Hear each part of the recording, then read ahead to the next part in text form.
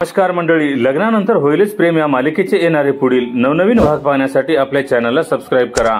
तर मालिकेच्या पुढील भागात आपल्याला बघायला मिळणार आहे की आता भास्करने जीवाला फोन केलेला असतो आणि भास्कर म्हणतो की आता फक्त 6 दिवस राहिलेले आहेत आणि ते दिवस असेच जातील, तुला काही मिळणार नाही। त्यावर जीवा म्हणतो की तू काळजी करू नकोस, आनंद निवास तुझ्यापासून मी हिसकावूनच राहील। मग तू बस बोंबलत, कारण आनंद निवास मिळवण्यापासून मला कोणीही थांबू शकत नाही। तर जीवाचं हे बोलणं ऐकून आता भास्करला खूपच मोठा धक्का बसतो। तेच दुसरीकडे आता पार्थने काव्याचे चित्र काढलेले असते आणि तो म्हणत असतो की फक्त मी तुमच्या चित्राशी बोलत आहे, आता लवकरच तुम्ही सुद्धा माझ्या रूम मध्ये या। तर इकडे मालिनी आता काव्याची बॅग भरून तिला पार्थच्या रूम मध्ये घेऊन आलेली असते।